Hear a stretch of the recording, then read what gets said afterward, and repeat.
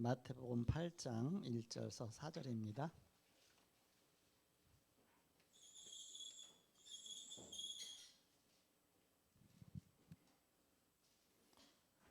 마태복음 8장 1절서 4절.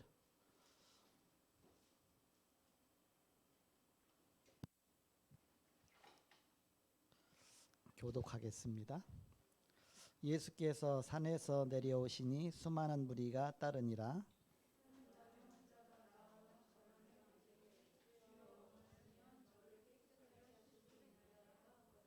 예수께서 손을 내밀어 그에게 대시며 이르시되 내가 원하노니 깨끗함을 받으라 하시니 즉시 그의 나병이 깨끗하여진지라.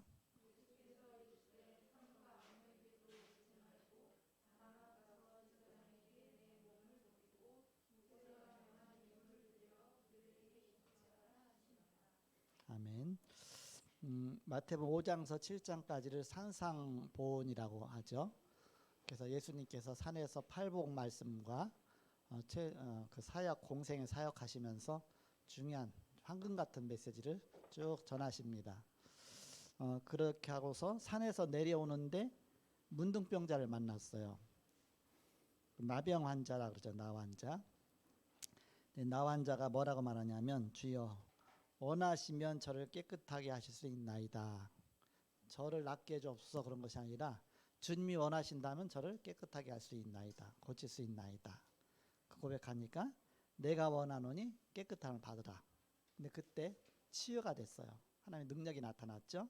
오늘 제목이 예수님의 권능을 체험하려면입니다. 주보에 보시면 나와 있고요. 그리고 뒤에 또 한 메시지 있고요. 또 참고하시기 바랍니다. 예수님의 권능을 체험하려면.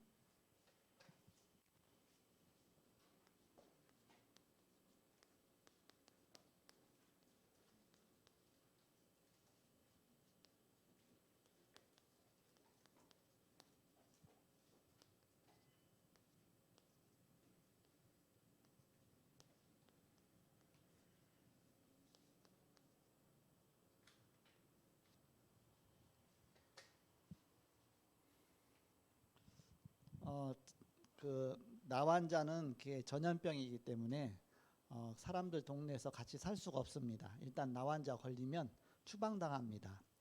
산으로 추방당하고 그래서 혼자 살고 그렇게 하죠.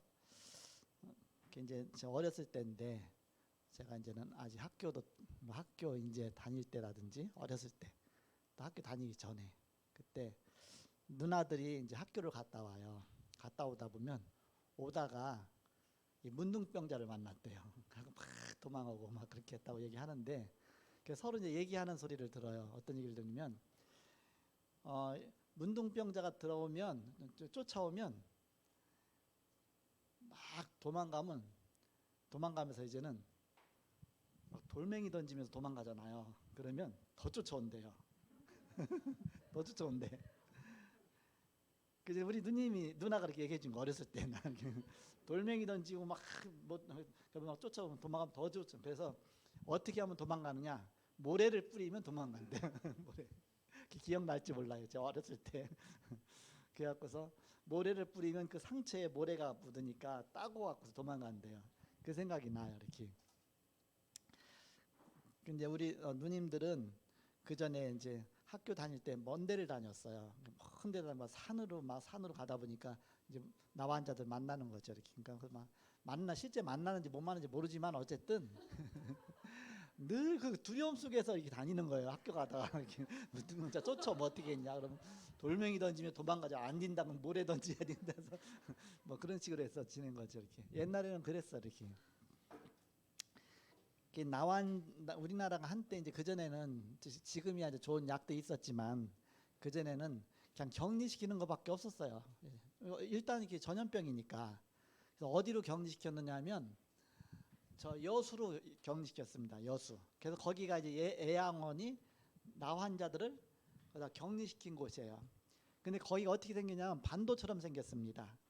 그러니까 그냥 그 섬은 아닌데 입구가 연결이 돼갖고 섬 비슷한데 입구가 쫙 연결이 돼 있는 겁니다. 그 입구만 딱 막으면 그걸 오도가도 못하는 거예요. 여수에서. 우리나라 최남단 아닙니까? 게다가 일단 이제는 나환자들이 발견되면 잡아다가 거기다 다 집어넣은 겁니다. 거기다 다. 그렇게 해서 거기서 이제는 치료하고 있는데 거기서 더 심각한 사람들은 어디로 보내냐면 이제는 아예 섬으로 소록도라고 있습니다. 섬 소록도로 배 태워갖고 보낸 거예요. 그건 이제 못 나오니까. 그래서 거기에서 그 애양원에서 그 사람들을 치료해주고 정말 그 상처를 씻어주고 복음 주고 말씀 주고 그 목사님이 손양원 목사님입니다. 여러분 잘 아는 손양원 목사님. 손양원 목사님이 그 일을 하다가 이제 순교당했잖아요. 그 별명이 뭐냐면 사랑의 원자탄이에요. 옛날 영화도 나왔었죠. 사랑의 원자탄. 자기 아들이 공산당들한테 죽었어요.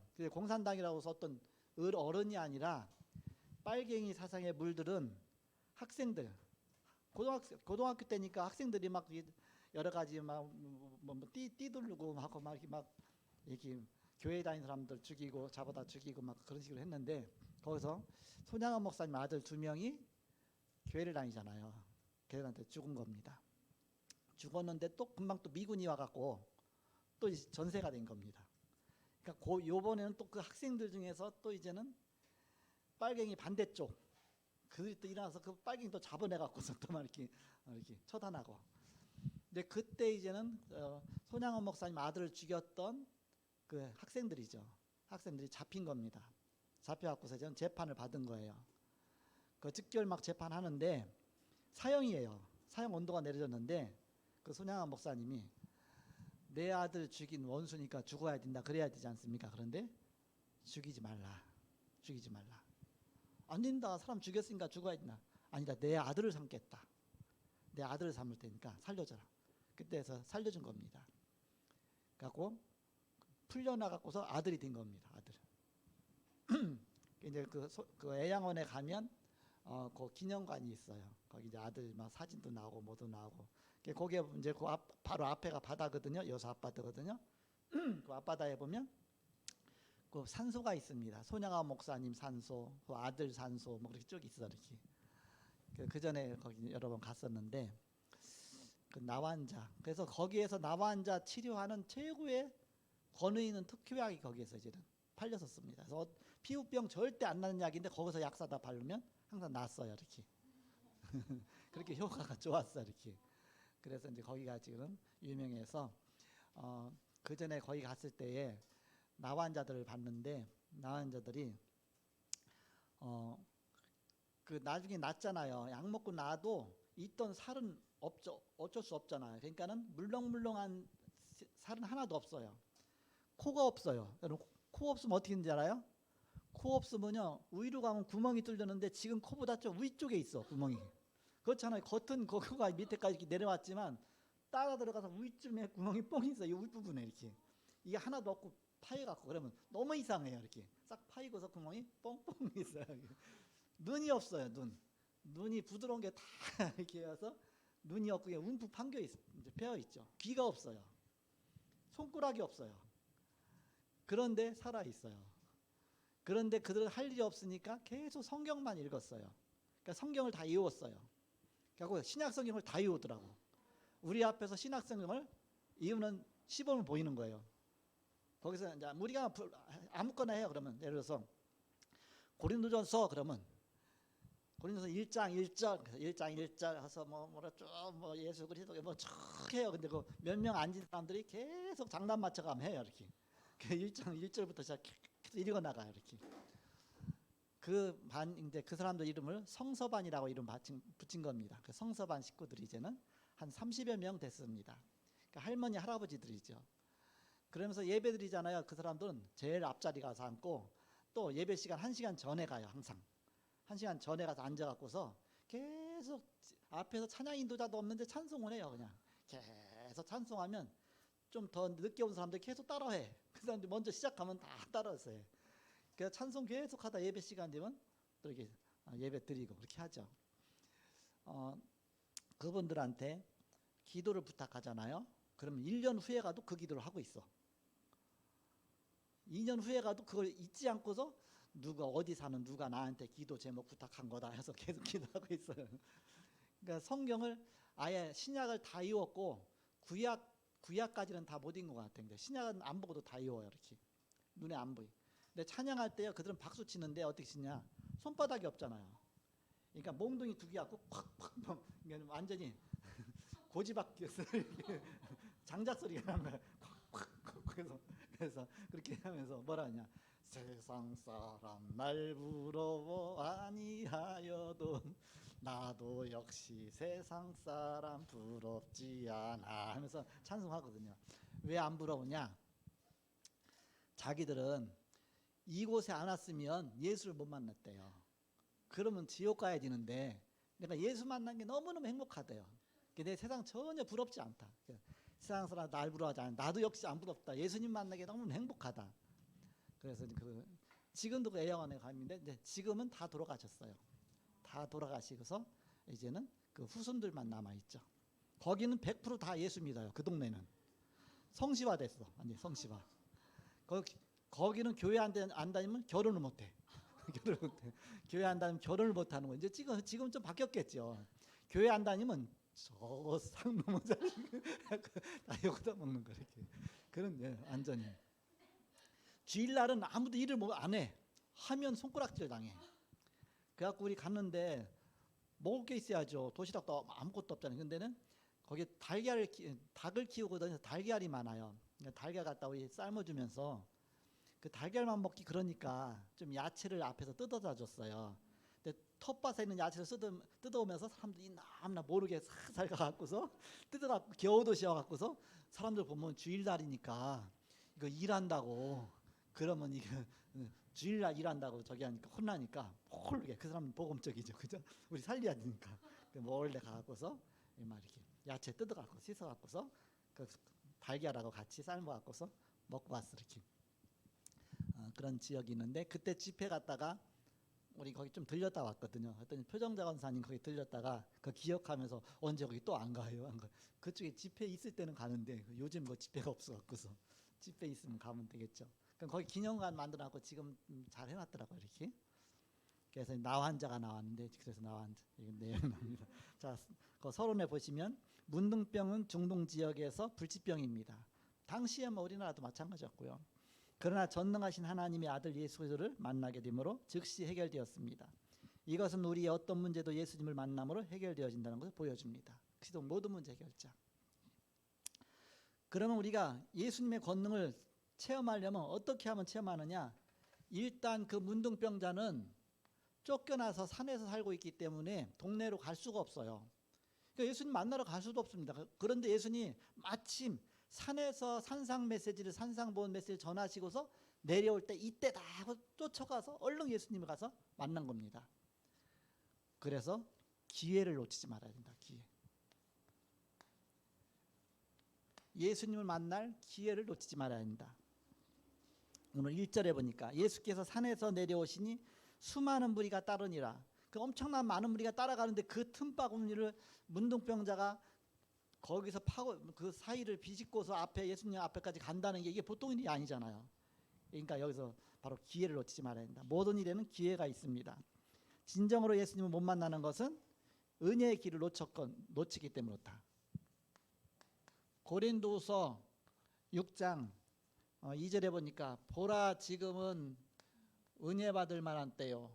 보라 지금은 구원의 날이로라 하잖아요. 은혜 받을 기회가 있는 겁니다. 메시지 받는 기회가 있는 겁니다. 주일 이 시간도 지금 지나가면 영원히 오지 않는 시간이잖아요. 코로나 처음에 왔을 때 예배 한 주간 한 주간 드리면서 예배 딱 드리고 나면 야 오늘도 요 응답을 받고 가는구나. 다시는 오지 않는 거니까. 그래서 오늘 예배 드리고서 지금 내가 보고만 해 있다는 자체가 이게 또 응답이구나. 응답이 하루하루가 다 응답입니다. 그 응답이 모여져서 나 인생 전체가 되어지는 겁니다. 근데 코로나 때문에 하나 놓치면 또 놓치면 또 그럼 전체가 다 놓치는 거죠. 예를 들어서. 그래서 오늘도 또 응답 받고 가는구나. 바로 기회죠. 그리고 많은 군중들 때문에 그렇죠. 군중 때문에 예수님 만나기가 힘들어요. 지금도 똑같습니다. 여론 신앙 때문에, 군중 신앙 때문에, 사람 바라보는 신앙 때문에 그게 장애가 된다. 오직 주님만 바라봐지는데, 사단은 성도와 무리와 율법, 교회를 이용해서 은혜의 길을 자꾸 놓치게 만듭니다. 자꾸 시험에 들도록. 그래갖고서 이번에 이태원에 코로나 클럽에서 발생이 많이 됐잖아요. 근데 오히려 이태원 사람들은 교회 가지 말라 그래. 왜? 코로나 걸린다고. 요즘에 개척교회 막 일어나니까. 예를 들어서. 그러니까는 우리가 기회를 놓치지만 이 군중 때문에 그렇잖아. 사람들의 말 듣고. 그래서 우리는 은혜의 길을 놓치지 말라. 이 나만 장군이 그랬거든요. 나만 장군이 원래 문둥병자였잖아요. 그러면서 요단강에 가서 7번 몸을 씻으라 그랬잖아요. 엘리사가.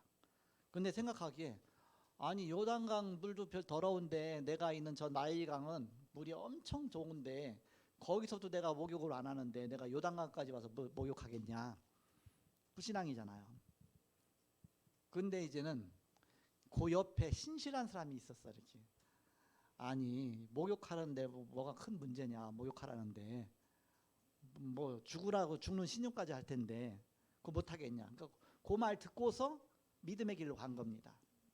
그래갖고서 이제 옷을 다 벗어야 하잖아요. 아무리 뭐 장군이지만 옷 다 벗어야 하잖아요. 벗으면 어떻게 됩니까?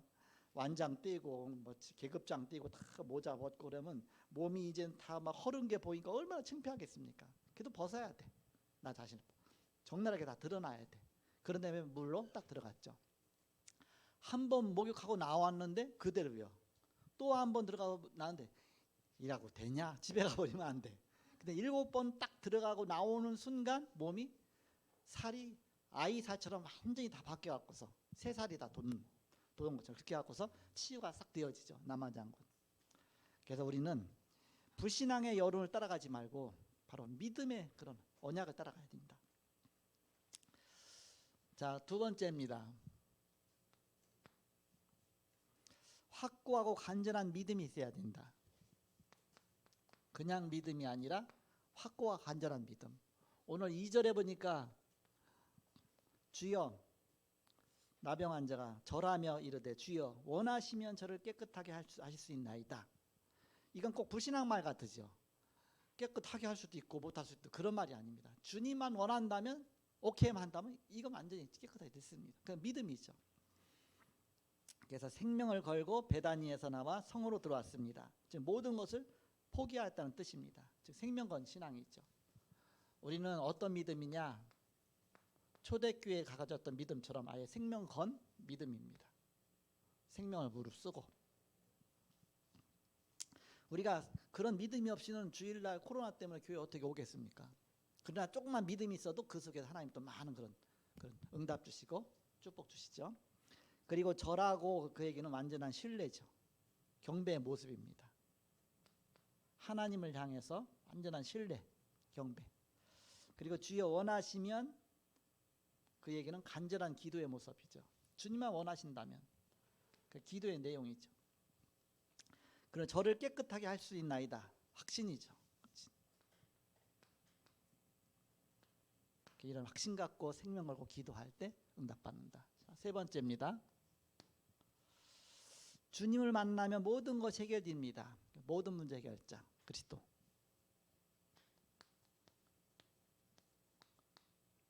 결국 만나지 못해서 3절에 보니까 예수께서 손을 내밀어 그에게 대시며 이르시되 내가 원하노니 깨끗함을 받으라 하시니 즉시 그의 나병이 깨끗하여진지라. 예수님 공생의 사역 동안에 예수님 만나서 치유받지 못한 사람이 한 명도 없습니다. 만난 사람마다 다 치유받았죠. 만나지 못했기 때문에 그렇지 만나기만 했으면 다 이렇게 치유받았죠. 그 바로 이 주님을 만나면 모든 것이 해결된다. 주님의 능력 속으로 들어가는 것이죠. 네 번째입니다. 능력과 축복을 계속 체험해야 되죠. 지속이 중요하다. 지속. 그 비결은 첫 번째, 제사장에게 내 몸을 보이라 그랬습니다. 응답받은 후의 행동이죠. 그럼 치유됐으면 당시에 제사장한테 가서 확인을 받아야 돼요. 제사장이 그걸 확인해 주는 겁니다. 그래서 확인할 때는 율법에 보면 구약의 뭐 출애굽기나 레위기 같은 데 보면 어떻게 확인하는 게 있어요. 이렇게 그래서 상처에다가 이렇게 실험해보고 익히대보고 저렇게 뭘 기름도 바르고 이렇게 해서 하얗게 되면 이렇게 어떻게 되면 어떻게 그래서 일주일 지난 다음에 또 이제는 뭐가 또 이렇게 뭐 머리가 또 나든지 뭐 하든지 빠졌던 머리가 뭐 여러 가지 보면서 이런 경우는 괜찮아진 것이다. 그래서 이제 다 치유가 된 것을 확인을 딱 해주죠. 제사장이 당신은 의사나 똑같은 겁니다. 치유 의사. 그러면서 명한 예물을 드리고 그랬죠. 그럼 감사죠. 하나님 앞에 예물을 드리고 감사. 저희에게 증거하라 그랬습니다. 전도죠. 하나님이 나를 이렇게 고쳐주셨다. 증거죠. 증인으로 서는 겁니다. 자, 마지막 5번째입니다. 영적인 사실을 명심해야 됩니다.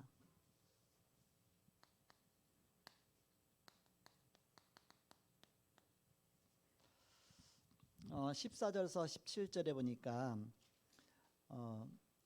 어떻게 해서 치유됐느냐 14절에 그 원리가 나오잖아요. 예수께서 베드로의 집에 들어가사 그의 장모가 열병으로 앓아누운 것을 보시고 그의 손을 만지시니 열병이 떠나가고 여인이 일어나서 예수께 수종들더라.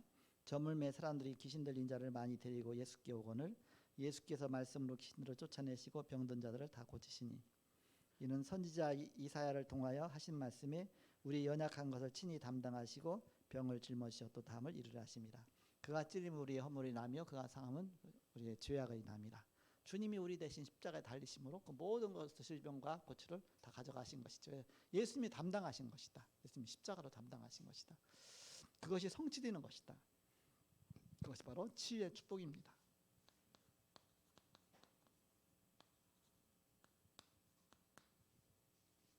사죄의 축복이고 평안의 축복이다. 이건 이미 구약에 예언되어 있는 것이다. 이사야 53장 5절이죠. 예수님이 대신 가져가 주신 것이다. 그 질병. 그리고 대신 죽으신 것이다. 대속의 죽음이시죠. 이것을 막는 존재를 결박해야 됩니다. 사단이 예수님의 능력을 힘입지 못하도록 늘 속이는 겁니다. 그래서 예수님의 능력이 임하도록 우리는 기도해야 되겠습니다. 그래서 우리는 예수님의 권능을 체험하는 기회를 놓치지 말아야 된다. 확고한 믿음을 가져야 된다. 그러면서 예수님 만나야 된다. 그 이후에도 지속적으로 이 축복이 바로 임하도록. 그러면서 이제는 영적 사실을 알고 영적 싸움을 싸워야 된다. 저번에 5월 16일 날 5월 16일이죠. 며칠 안 됐죠, 그죠? 예, 지난달이죠. 5월 16일 날 토요일 날인데 우리 신예령 권사님 시어머니께서 돌아가셨어요. 이렇게 연세도 90몇 세인가, 94세인가 그랬는데요. 교회에서 우리 8분이 문상을 갔어요. 이렇게 강남 성모병원이거든요. 오후 3시에 가서 거기서 예배를 드렸어요. 예배를 드리고 또 이제 다 각자 부주도 하고 이렇게 왔는데 그 신영 권사님이 우리 교회에서 8분이 부주한 걸 다 모아갖고서 새우말치 성전 준비 그릇 준비하고서 헌금을 하셨어요. 그래서 지금 시간은 저기잖아요. 이렇게 매월 첫째 주 주일 오후는 새우말치식 그릇 준비하는 헌신 예배들 있잖아요. 그래서 이 시간에 이렇게 드렸던 것 같아요. 알려드리는 겁니다. 기도하고 마치겠습니다. 하나님 감사합니다. 이 시간 새우말치 성전 준비 헌신 예배로 드리게 하심을 감사합니다. 우리의 드려진 예물들이 세계복음화를 위해서 플랫폼을 준비하는 중요한 응답의 예물이 되게 하여 주옵소서. 지금은 주 예수 그리스도의 은혜와 하나님의 사랑과 성령님의 교통하심이 복음 안에 승리할 주의 사람들 위해 이제로부터 영원토록 함께 계실지어다. 아멘.